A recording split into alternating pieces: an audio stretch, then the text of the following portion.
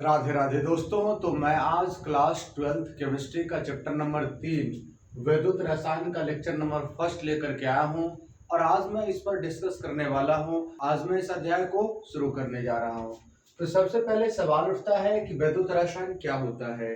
तो वैद्युत रसायन का परिभाषा या डेफिनेशन क्या होती है। रसायन विज्ञान की वह शाखा जिसके अंतर्गत वैद्युत तथा रासायनिक अभिक्रिया के पारस्परिक संबंधों का अध्ययन किया जाता है, उसे हम वैद्युत रसायन कहते हैं। रसायन विज्ञान की वह शाखा जिसके अंतर्गत विद्युत तथा रासायनिक अभिक्रिया के पारस्परिक संबंधों का अध्ययन किया जाता है, तो हम उसे वैद्युत रसायन कहते हैं। इस अध्याय में मूलतः जो पढ़ाई जाएगी आपको सेल, उसके प्रकार और उससे संबंधित अभिक्रिया, बस इसी पर आधारित पूरा अध्याय होने वाला है।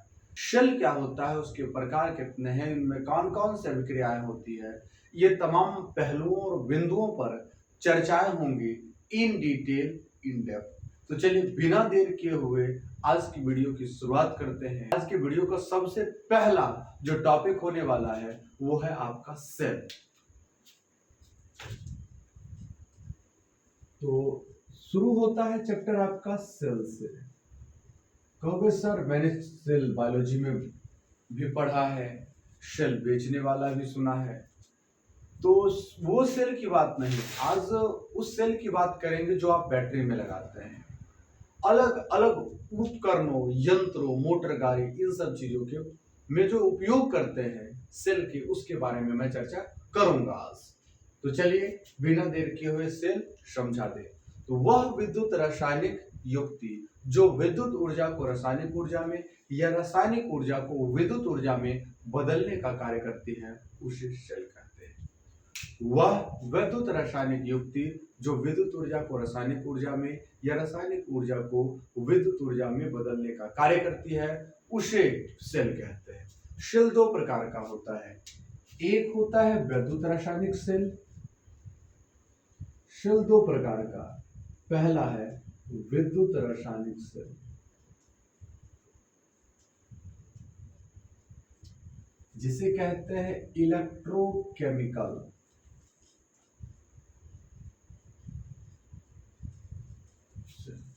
दूसरा है विद्युत अपघटनीय सेल।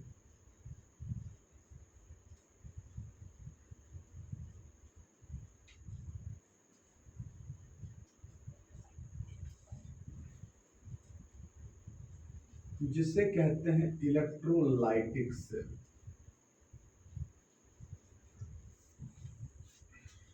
सेल दो प्रकार के होते हैं। एक विद्युत रासायनिक सेल, या इसी को वोल्टीय सेल या इसी को गैल्वेनिक सेल कहते हैं। इसी का दो और नाम है, इसी को वोल्टीय सेल भी कहा जाता है या इसी को गैल्वेनिक सेल भी कहा जाता है। तो मैंने क्या बताई, सेल दो प्रकार का होता है।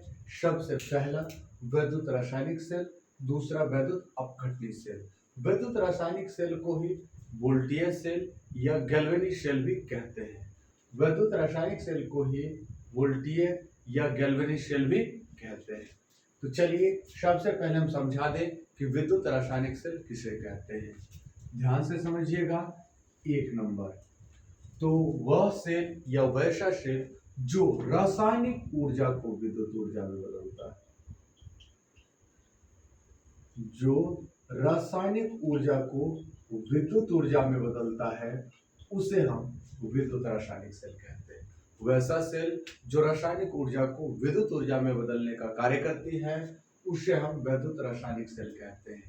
इसका एग्जाम्पल आता है, सबसे फेमस एग्जाम्पल, और उसके बारे में हम आगे in detail, in depth discussion करेंगे। उसके स्ट्रक्चर पर, साथ साथ रिएक्शन पर, मैकेनिज्म पर, सारी चीजों पर चर्चा होगी। इसका जो एग्जाम्पल है उसका नाम है डेनियल सेल।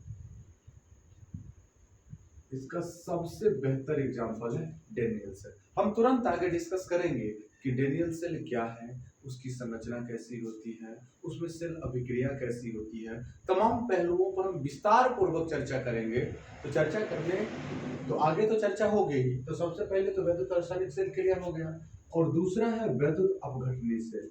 वैसा रासायनिक सेल या वैसा सेल वैसा सेल जो विद्युत ऊर्जा को रासायनिक ऊर्जा में बदलता है, जो विद्युत ऊर्जा को रासायनिक ऊर्जा में बदलता है, उसे विद्युत अपघटनीय सेल कहते हैं। वैसा सेल जो विद्युत ऊर्जा को रासायनिक ऊर्जा में बदलने का कार्य करता है, उसे विद्युत अपघटनीय सेल कहते हैं। तो बिहार बोर्ड में 2025 का जब एग्जाम हुआ था, तो उसमें यही क्वेश्चन 5 नंबर में पूछी गई थी। सेल क्या है, इसके प्रकारों का वर्णन करें। तो सेल का परिभाषा फिर से एक बार सुन लीजिए।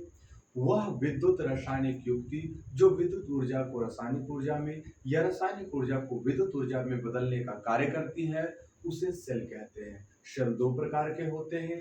सबसे पहला विद्युत रासायनिक सेल या वोल्टेज सेल या गैल्वेनिक सेल। वैसा सेल जो रासायनिक ऊर्जा को विद्युत ऊर्जा में बदलने का कार्य करती है, उसे वोल्टेज सेल या गैल्वेनिक सेल या विद्युत रासायनिक सेल कहते हैं।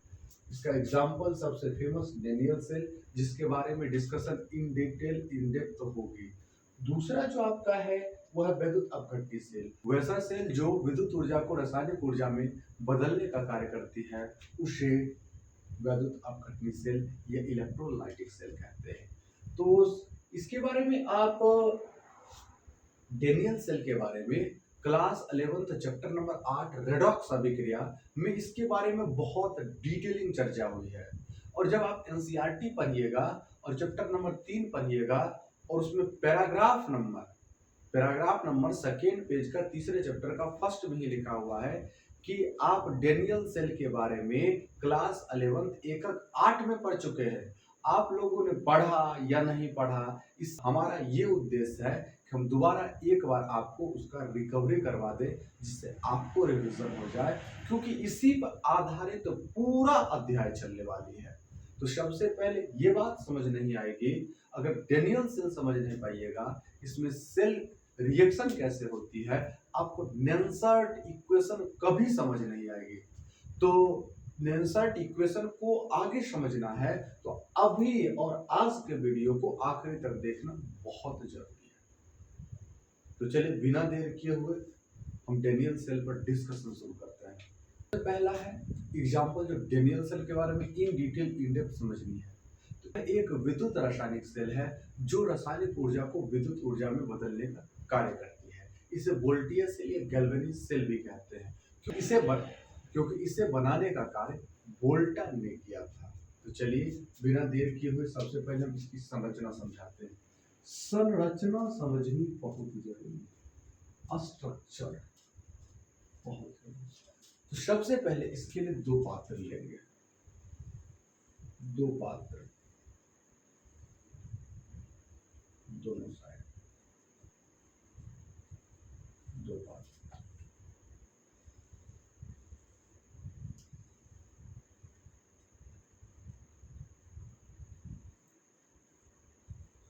एक पात्र में ZnSO4 का विलयन लेंगे, ZnSO4 का विलयन लेंगे, वो भी जलीय होगा। दूसरे पात्र में CuSO4 का विलयन लेंगे, जो भी जलीय होगा। दो पात्र लेंगे, दोनों पात्र में एक पात्र में ZnSO4 का जलीय विलयन, दूसरे पात्र में कॉपर सल्फेट के जलीय विलयन। ZnSO4 के जलीय विलयन में जिंक के क्षार को डालेंगे,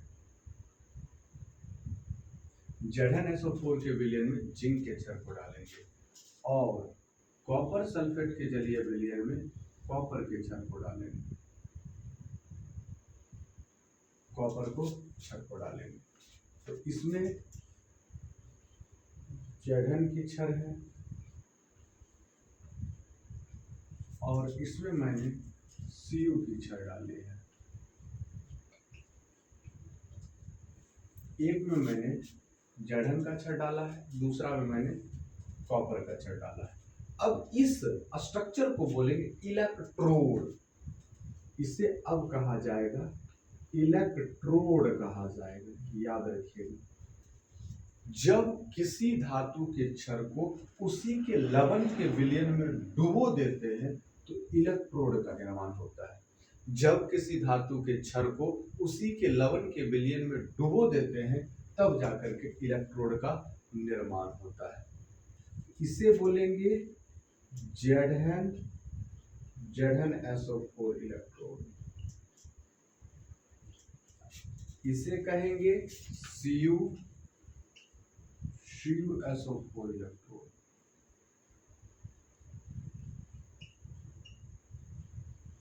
दोनों इलेक्ट्रोड है, इधर ZnSO4 इलेक्ट्रोड और उधर CuSO4 इलेक्ट्रोड। दोनों को जब तक संपर्कित नहीं होगा तब तक विद्युत धारा का प्रवाह नहीं होगा। तो दोनों को चालक तार के मदद से एक दूसरे को जोड़ देते हैं और इसमें लगा देते हैं बीच में गैल्वेनोमीटर। गैल्वेनोमीटर लगाने का एक ही उद्देश्य है, अगर इसमें धारा का प्रवाह होगा तो हमें मालूम चल जाएगा कि इसमें धारा का प्रवाह हुआ है, क्योंकि ये छोटी सी धारा को भी गैल्वेनोमीटर विक्षेप के रूप में दिखाती है। अभी भी यह परिपथ पूरा नहीं है। परिपथ को पूरा करने के लिए इसमें एक U आकार की नली लगाई जाती है। इसमें एक U आकार की नली लगाई जाती है और जिस U आकार के नली को लवण सेतु कहते हैं।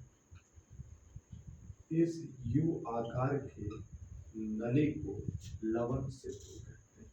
लवण सेतु के मुख पर दोनों साइड एक जेल भरी होती है जिसे कहते हैं अगार अगार जेल।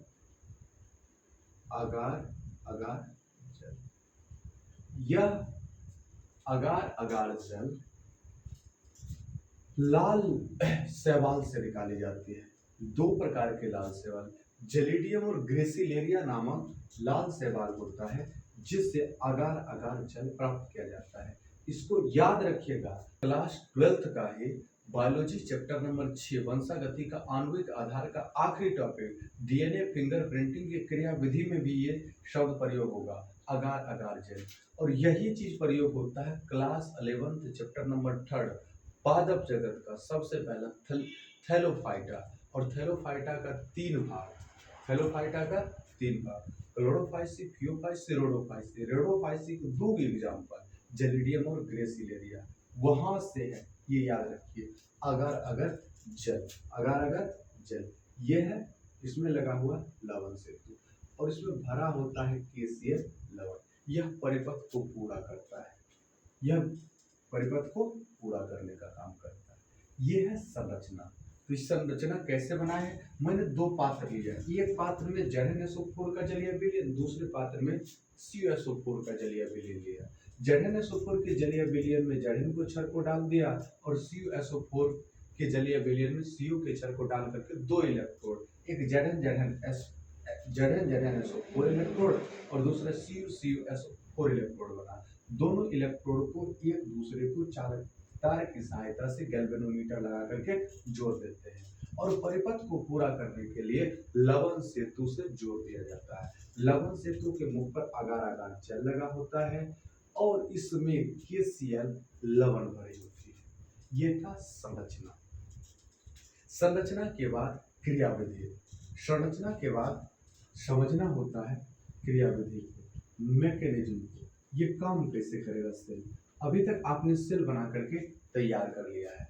जब आप सेल बना करके तैयार करते हैं तब वो काम कैसे करता है, इस पर भी in detail in depth discussion होनी चाहिए। ये सेल काम करता है तो करता कैसे है, तो इसमें एक कॉन्सेप्ट याद रखिएगा, लोन कॉन्सेप्ट। क्रियाविधि को समझने के लिए लोन कॉन्सेप्ट।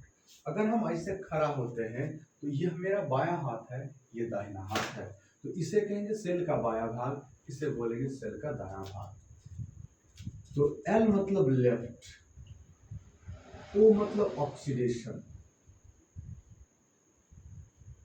A मतलब एनोड, N मतलब निगेटिव। ध्यान से, L मतलब लेफ्ट, O मतलब ऑक्सीडेशन, A मतलब एनोड, N मतलब निगेटिव। चार शब्द याद रखिएगा, अर्थात हमेशा बायां भाग Zn इलेक्ट्रोड एनोड का काम करेगा और एनोड निगेटिव होगा। ये चीज याद रखिएगा, केवल और केवल डेनियल सेल ही हम आपको पढ़ाएंगे जहां पर एनोड निगेटिव होगा, कैथोड पॉजिटिव होगा, लेकिन बाकी सभी जगह एनोड पॉजिटिव होगा और कैथोड निगेटिव होगा। यहाँ के केस में क्या याद रखना है, एनोड निगेटिव होगा और कैथोड पॉजिटिव होगा। तो सबसे पहले बाया भाग में देखेंगे जो एनोड का काम करेगा, एनोड का काम करेगा, एनोड पर क्या रिएक्शन होगा। देखिए ये Zn है, ये अभी उदासीन है, लेकिन ZnSO4 के विलयन में ये जो ZnSO4 है ये अब Zn2+ और SO4 2- में टूटता है। अर्थात यहाँ पर दो प्रकार के आयन उपलब्ध हो जाते हैं, एक Zn2+ और दूसरा SO4 2-। Zn2+ और SO4 2- में चार्ज सेपरेशन हुआ, आवेश विभक्त हुआ, आवेश अलग अलग हुआ, आवेश विभक्त हुआ या आवेश अलग अलग हुआ। जब आवेश विभक्त हो गया या आवेश अलग अलग हो गया तो यहाँ पर विभवांतर होगा, यहाँ पर विभवांतर, और इस विभवांतर के प्रभाव में धीरे धीरे करके ये Zn2+ इधर के तरफ, ये जो SO4, क्योंकि दोनों प्लस और माइनस उदासीन होना चाहेगा, अब ZnSO4 क्या होता है, धीरे धीरे करके अपना इलेक्ट्रॉन त्यागता है और ये Zn सॉलिड ये बदलता है Zn2+ एक्वस में, अर्थात जलीय विलयन, और दो इलेक्ट्रॉन मुक्त कर दिए और ये इलेक्ट्रॉन धीरे धीरे करके ऊपर की तरफ चल गया, इलेक्ट्रॉन जमा हुआ, इलेक्ट्रॉन जमा हुआ। ये इलेक्ट्रॉन यहाँ से चला इस रास्ते आया, इस जगह पर इलेक्ट्रॉन आया। इसमें भी दो प्रकार के आयन हैं, Cu2+ और SO4 2-। आप लोगों को मैंने कई बार बताया है कि बेबी को बेस पसंद है, प्लस को माइनस पसंद है, बेबी को बेस पसंद है, प्लस को माइनस पसंद है। अब यहाँ अगर कैथोड पर मैं देखूं तो देखिए रिएक्शन कैसा हो। कैथोड पर इधर से आया है इलेक्ट्रॉन और इसके आसपास मरड़ा रहा है Cu2+, Cu2+ प्लस है, अर्थात इसको माइनस चाहिए, माइनस चाहिए। Cu2+ एक्वस दो इलेक्ट्रॉन ग्रहण करके Cu सॉलिड बना लेगा, Cu2+ एक्वस दो इलेक्ट्रॉन ग्रहण करके Cu सॉलिड बना लेगा। और Cu सॉलिड इलेक्ट्रॉन का ग्रहण मतलब अपचयन, तो दाहिना साइड अपचयन की क्रिया हुई और बायां साइड इलेक्ट्रॉन का त्याग हुआ, ऑक्सीडेशन की क्रिया हुई। लेफ्ट साइड में ऑक्सीडेशन की क्रिया होता है और एनोड पर, और वो होता है निगेटिव। तो ये भाग निगेटिव है और ये भाग पॉजिटिव है, ये भाग निगेटिव है और एक भाग पॉजिटिव है। अब इसी को, ये तो एनोड और कैथोड पर रिएक्शन हुई, अगर हम इसे सेल रिएक्शन लिखें, सेल रिएक्शन, सेल रिएक्शन में क्या लिखेंगे, तो दोनों को जोड़ करके लिखते हैं, दोनों को एनोड पर होने वाली अभिक्रिया और कैथोड पर होने वाली अभिक्रिया को जोड़ देते हैं, तब सेल अभिक्रिया होता है। और जोड़ने के बाद जो भी दाहिना साइड होगा और बायां साइड होगा दोनों कट जाएगा, इधर दाहिना में इलेक्ट्रॉन है, बायां में इलेक्ट्रॉन है, दोनों कट जाएंगे, अब नहीं लिखा जाएगा। तो बायां साइड में क्या क्या बच गया, Zn सॉलिड, यहाँ बच गया Cu2+ एक्वस, और चेंज किस में हो रहा है, तो Zn2+ एक्वस में और बदल रहा है Cu सॉलिड में, बदल रहा है Cu सॉलिड में। ये कंप्लीट सेल रिएक्शन है, ये सेल अभिक्रिया है। तो एनोड पर कौन सा अभिक्रिया हुआ, Zn बदल रहा है Zn2+ एक्वस में और दो इलेक्ट्रॉन, और कैथोड Cu2+, कैथोड पर Cu2+ एक्वस दो इलेक्ट्रॉन ग्रहण करके Cu सॉलिड बना रहा है और दोनों को जोड़ते Zns अर्थात Zn सॉलिड Cu2+ एक्वस क्रिया करके Zn2+ एक्वस और Cu सॉलिड बनाता है। यहाँ तक अब आपको क्लियर हो गया होगा। अब बताइए धीरे धीरे करके ये Zn जो है वो इलेक्ट्रॉन त्याग करके विलयन में जा रहा है। तो जब विलयन में जाएगा तो ये क्षर धीरे धीरे करके छोटा होगा। तो एनोड जो जिंक का क्षर है, जिंक का क्षर धीरे धीरे छोटा होता है, धीरे धीरे छोटा होता है। और यहाँ आइए, कैथोड पर यहाँ CO2 प्लस इलेक्ट्रॉन लेकर के जमा हो गया। तो कैथोड बल्ब में जो कॉपर क्षर है ये धीरे धीरे करके मोटा होगा और ये धीरे धीरे करके छोटा होगा। एक क्षर धीरे धीरे करके छोटा होगा, दूसरा क्षर धीरे धीरे करके मोटा होगा, समस्याएं तो होगी। लेकिन ये धीरे धीरे करके इसमें पहले से भी Zn2 प्लस था और बाद में भी Zn2 प्लस आया। तो एक बात तो आपने क्लास 7 में पढ़ा होगा, प्लस और प्लस एक दूसरे का दुश्मन होता है।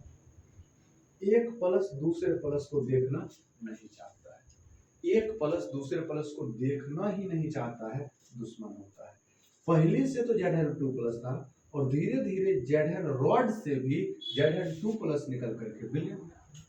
जब ज्यादा मात्रा बढ़ जाएगी तब ये कहेगा आने तुम्हें देंगे नहीं, आने तुम्हें देंगे नहीं। और इसमें कह रहा है Zn2 प्लस आने नहीं देंगे, आने नहीं देगा तो दिक्कत हो जाएगा, सेल अभिक्रिया रुक जाएगी, सेल अभिक्रिया रुकी सेल खराब हो जाएगा। मैं बता रहा था ये जो Zn का क्षर है ये धीरे धीरे करके छोटा होता गया और Cu का क्षर धीरे धीरे करके मोटा हो गया और यहां से निकल करके Zn2 प्लस विलयन में गया।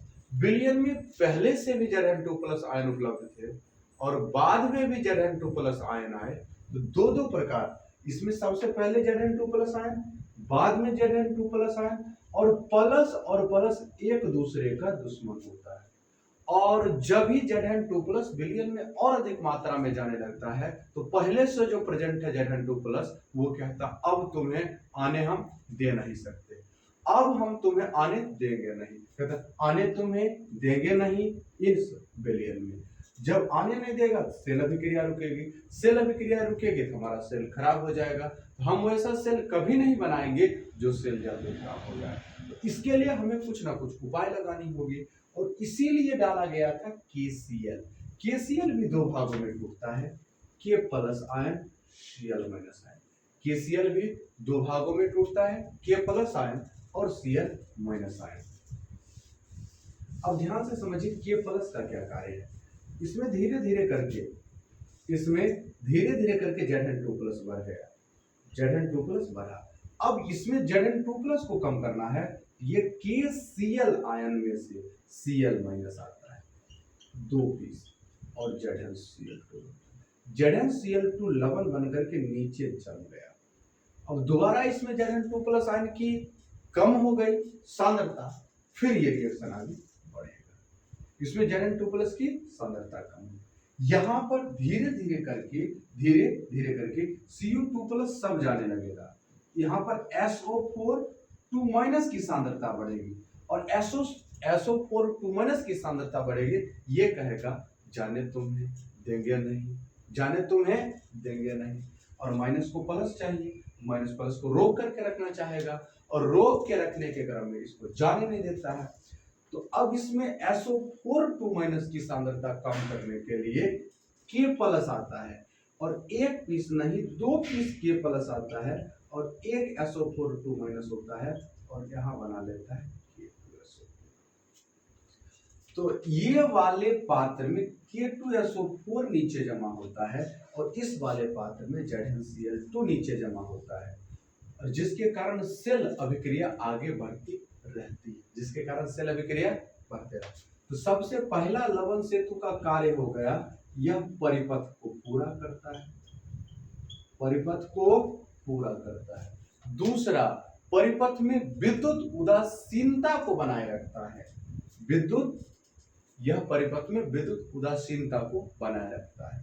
दोनों साइड प्लस बढ़ेगा तो उसे कम कर देगा, माइनस बढ़ेगा उसे कम कर देगा, अर्थात बैलेंस बना करके रखने का भी कार्य लवण सेतु का ही है।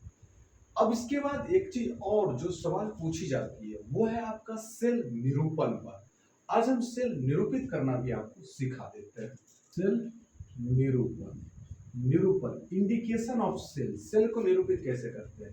तो पहले एनोड का निरूपित करना सिखाएंगे, फिर कैथोड को सिखाएंगे और पूरा सेल को भी निरूपित कर देंगे। तो ZnS बदल रहा है, Zn। यहां देखिए, जहां एरो है उसकी जगह पर एक डंडा डाल दीजिए। ये एनोड का निरूपण हो गया। ये निरूपण है एनोड का। दूसरा निरूपण होगा कैथोड का। एक निरूपण हो गया एनोड का, दूसरा निरूपण होगा कैथोड का। और कैथोड के निरूपण के क्रम में यहां पर है Cu2 + aqueous, ये बदल जाएगा Cu2 + aqueous बदल जाएगा Cu सॉलिड में। तो यहां पर आपने कैथोड को निरूपित कर दिया।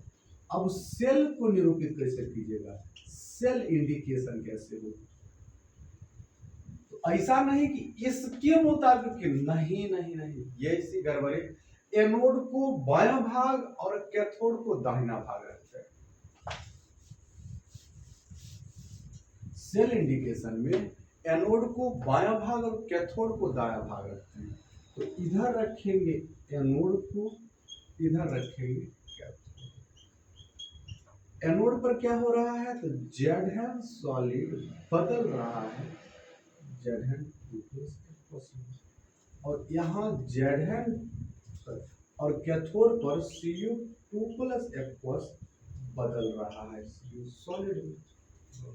और दोनों को अलग करने के लिए बीच में दो डंडा, एक दूसरे से अलग करने के लिए एक डंडा, और प्रॉपरली एनोड और कैथोड को अलग करने के लिए दो। इसी को कहते हैं साल्ट ब्रिज या लवण सेतु। साल्ट ब्रिज या लवण सेतु। तो आज मैंने डिस्कशन किया कि वैद्युत रसायन क्या है, सेल क्या होता है, सेल कितने प्रकार के होते हैं, वैद्युत रासायनिक सेल और वैद्युत अपघटनीय सेल। उसमें भी वोल्टीय सेल या गैल्वेनिक सेल, जिसे वैद्युत रासायनिक सेल को ही कहा जाता था, उसका एक महत्वपूर्ण अभिक्रिया या एक महत्वपूर्ण एग्जाम्पल डेनियल सेल पर मैंने discussion in detail in depth की। और मैंने in detail in depth discussion की ही नहीं, उसके बारे में स्ट्रक्चर भी पढ़ा, उसका क्रियाविधि भी पढ़ा, उसका सेल रिएक्शन भी पढ़ा, और आखिरी में मैंने आपको पढ़ाई है सेल इंडिकेशन। तो ये वीडियो कैसा लगा? अगर दोस्तों वीडियो पसंद आए तो वीडियो को लाइक कीजिए, साथ ही चैनल को सब्सक्राइब कीजिए। मिलते हैं आपसे अगले वीडियो में, तब तक के लिए हंसते रहिए, मुस्कुराते रहिए, पढ़ते रहिए रसायन शास्त्र महाराज सर के साथ।